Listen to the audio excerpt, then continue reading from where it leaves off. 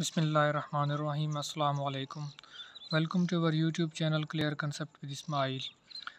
अच्छा जी, last lecture में हमने पढ़ा था इन्वायरमेंटल साइंस को और हमने एटमॉस्फेयर को पढ़ा था, ठीक है। और एटमॉस्फेयर की डिफरेंट लेयर्स पढ़ी थी, जिनमें ट्रोपोस्फेयर, स्ट्रेटोस्फेयर, मीजोस्फेयर और थर्मोस्फेयर को डिटेल के साथ पढ़ा था। आज है जी हाइड्रोस्फेयर, ठीक है। आज हम हाइड्रोस्फेयर और बायोस्फेयर को देखेंगे। अच्छा जी, हाइड्रोस्फीयर क्या होता है? हाइड्रोस्फीयर बेसिकली दो लफ्ज़ से मिलके बना हुआ है, हाइड्रो एंड स्फेरा, ठीक है। ग्रीक वर्ड से हाइड्रो का मतलब होता है वाटर एंड स्फेरा का मतलब होता है स्फीयर, ठीक है। यानी कि ऐसा इलाका या ऐसा स्फीयर जिसके अंदर पानी मौजूद हो, वाटर मौजूद हो, हाइड्रोजन पर मौजूद हो, ठीक है। तो उसको हम बोलते हैं हाइड्रोस्फीयर।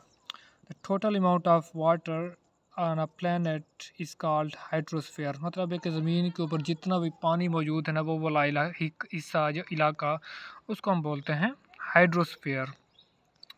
अच्छा, अब हाइड्रोस्फीयर में टोटली जो है, ठीक है, include water that is present on the surface of the planet, underground and in the air.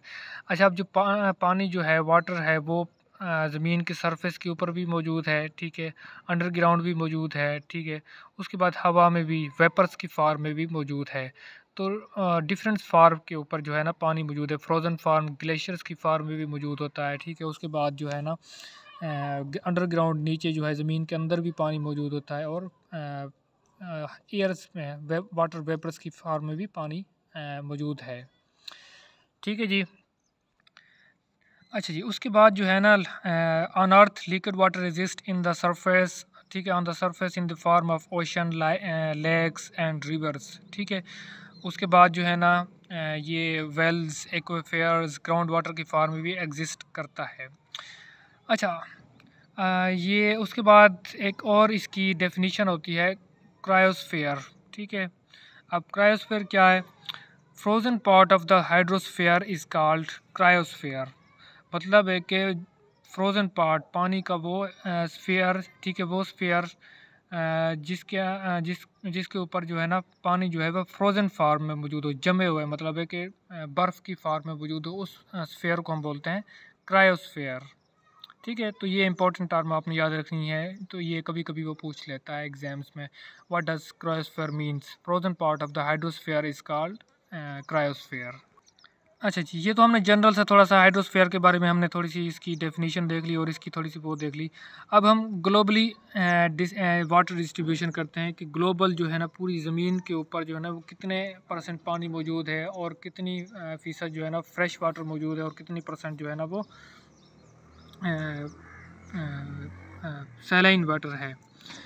तो ग्लोबल वाटर डिस्ट्रीब्यूशन में हम देखते हैं कि 97% वाटर फाउंड इन ओशंस, ठीक है। लाइक जो ओशंस का पानी होता है वो आपको पता है वो नमकीन सैलाइन होता है, नमकीन पानी होता है, ठीक है।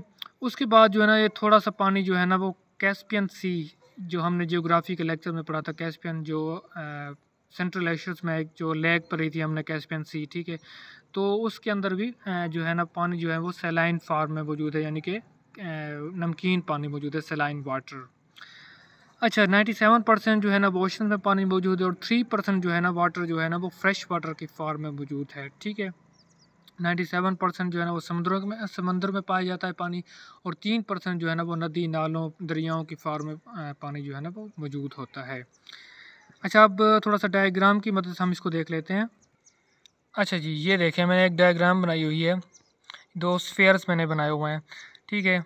अब पहला जो स्फेयर है, ये जो टोटल, ये यहाँ से लेकर बिल्कुल ये जो सारा नज़र आ रहा है, सारा सारा ये है समंदर, ओशंस की फॉर्म में पानी मौजूद है। 97% जो है ना पानी जो है ना वो साल्ट वाटर है, ये सारे समंदर हैं हमारे, ठीक है।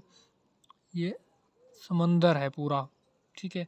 तो मतलब है कि 97% जो है ना पानी वो है नमकीन पानी में है, और 3% जो है ना वाटर है वो फ्रेश वाटर है, ठीक है। 3% जो पानी है ना वो फ्रेश वाटर है, यानी कि वो रिवर्स की फार्म में मौजूद है। उसके बाद ठीक है, वेल्स की फार्म में, ग्राउंड वाटर की फार्म में, एक्वावर्ड्स की फार्म में जो है ना वो पानी वो फ्रेश वाटर की फार्म में मौजूद है। लेकिन अब इस 3% जो फ्रेश वाटर है उसका हम मज़ीद हम इसको करेंगे, ठीक है। अब जो 3% जो फ्रेश वाटर है वो मज़ीद फिर आगे डिस्ट्रीब्यूट हो जाता है। अब 3% जो पानी है तो उस 3% का जो 30% वाटर है वो ग्राउंड वाटर की फॉर्म में मौजूद है। ठीक है, वो मतलब है ग्राउंड वाटर है। उसके बाद जो है ना 69% जो है ना वो फ्रोज़न की फॉर्म में, यानी कि वो ग्लेशियर्स की फॉर्म में है मौजूद है। ठीक है, और उसके बाद जो सिर्फ बच रहा है 1% तकरीबन, ठीक है, 1%, वो पानी जो है ना वो सरफेस वाटर उसे कहते हैं। और ये पानी जो है ना वो लेक्स, स्ट्रीम्स और रिवर्स की फॉर्म में मौजूद होता है। ठीक है, तो ये है आपने कुछ टर्म्स आपने याद रखनी है कि वो पूछ लेता है कि 97% जो है ना वो वाटर वो किस फॉर्म में मौजूद है, तो वो साल्ट वाटर की फॉर्म में मौजूद है। और 3% जो है ना वो फ्रेश वाटर की फॉर्म में मौजूद है। अब उस 3% फ्रेश वाटर का जो है ना वो 30% जो है ना वो ग्राउंड वाटर की फॉर्म में मौजूद है।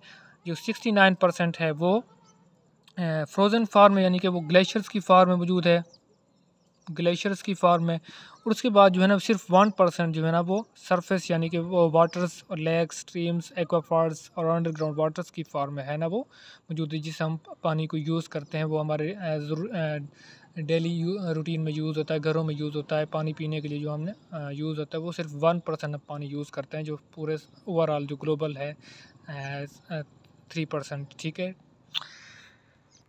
तो ये थी कुछ आप MCQs के हवाले से। ठीक है, मैं इसकी डिटेल में ज़्यादा नहीं जाऊँगा, लेकिन आपने जो है ना इसको बस इसी तरह आपने पॉइंट्स बना के याद रखना है PPSC के हवाले से। उसके बाद हम थोड़ा सा देख लेते हैं व्हाट इज़ बायोस्फीयर। ठीक है, वो भी एक इम्पोर्टेंट टॉपिक है, इसके साथ ही मिलता जुलता है, तो उसे हम देख लेते हैं व्हाट इज़ बायोस्फीयर। ठीक है जी, what is biosphere. Biosphere basically 2 word से मिलकर बना है, ग्रीक वर्ड से बायोस एंड स्फेरा। बायोस का मतलब है लाइफ एंड स्फेरा स्फीयर। अच्छा ठीक है जी, अब इसका मतलब है कि स्फीयर वो ऐसा स्फीयर वेयर लाइफ एग्जिस्ट। ठीक है, एक ऐसा स्फीयर, एक ऐसा खित्ता, इलाका जिसके ऊपर जो है ना वो ज़िंदगी एग्जिस्ट करती है, लाइफ एग्जिस्ट करती है। It consist of basically 3 components. ठीक है, बायोस्फीयर जो है ना वो बेसिकली 3 कंपोनेंट्स के ऊपर मुश्तमिल होता है, यानी कि 3 इसके वो हैं जिसके ऊपर जो है ना वो ज़िंदगी एग्जिस्ट करती है। वो कौन कौन से हैं? वो कंपोनेंट्स हैं लिथोस्फीयर, नंबर 2 पे हाइड्रोस्फीयर एंड नंबर 3 पे है ना एटमॉस्फेयर। अब लिथोस्फीयर बेसिकली लिथो का वर्ड लैंड से निकला है। ठीक है, हाइड्रो का भी हमने पढ़ा है कि ये वाटर से निकला है। उसके बाद एटमॉस्फेयर जो है ना वो एयर से निकला है। तो कंपोनेंट्स इन 3 जो है ना वो कंपोनेंट्स हैं जहाँ जिसके ऊपर जो है ना वो लाइफ एग्जिस्ट करती है। लैंड के ऊपर एग्जिस्ट करती है, वाटर के ऊपर एग्जिस्ट करती है, और एयर के ऊपर जो है ना वो लाइफ एग्जिस्ट करती है। ठीक है, तो हम कह सकते हैं कि the life supporting zone of the earth where atmosphere, hydrosphere and lithosphere meet, interact. ठीक है, interact and make a life possible is called biosphere. मतलब कि जब जब ये तीनों लिथोस्फेयर, हाइड्रोस्फेयर और एटमॉस्फेयर आपस में मिल जाते हैं, इंटरैक्ट करते हैं, ठीक है, और लाइफ को पॉसिबल बनाते हैं, तो उस वाले इलाके को उसको हम कहते हैं कि बायोस्फेयर। ठीक है जी। उसके बाद हम देखते हैं कि जो है ना ज़िंदगी अब ज़मीन के ऊपर कितने किलोमीटर तक एग्जिस्ट करती है, और ज़मीन के नीचे समंदर तक कितने किलोमीटर तक वो एग्जिस्ट करती है। अगर आप ज़मीन की सरफेस से, ठीक है, 10 किलोमीटर 10 किलोमीटर ऊपर जाएं, layers ranges from height 10 kilometre. ठीक है, अगर आप ज़मीन की सरफेस से 10 किलोमीटर अबव जाएं और 8 किलोमीटर नीचे समंदर की डेप्थ में जाएं तो लाइफ एग्जिस्ट करती है। ठीक है, अगर आप ऊपर, ठीक है, ऊपर जाएं 10 किलोमीटर तक ज़मीन की सरफेस है, और 8 किलोमीटर जो है ना वो डेप्थ में जाएं, तो इन जो है ना पॉसिबल ये वाला एरिया है जहाँ पे ऊपर ज़िंदगी जो है ना वो एग्जिस्ट करती है। ठीक है, तो वो पूछ लेता है कि life exist above how kilometre, 10, 20, 30, तो इस तरीके से वो पूछ लेता है।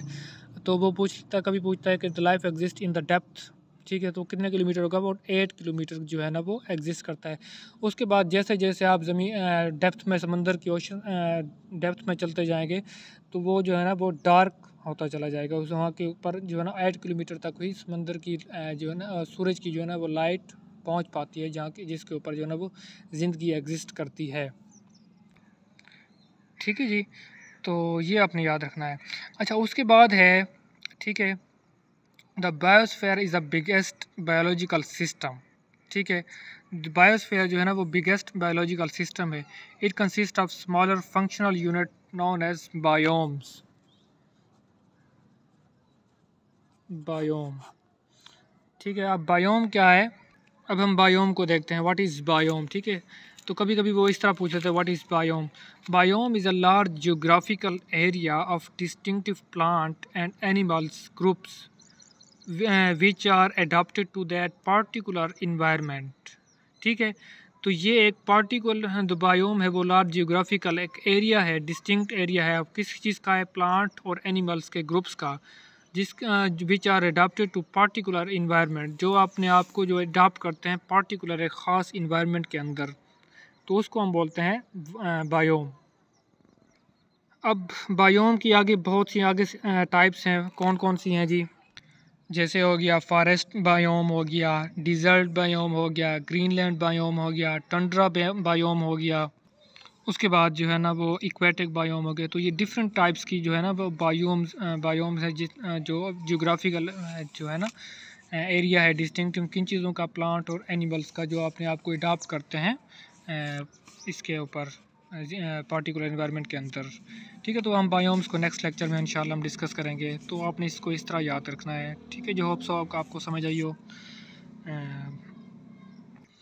वीडियो अगर अच्छी लगे और पसंद आए तो चैनल को सब्सक्राइब कर दीजिएगा और वीडियो को लाइक कर दीजिएगा।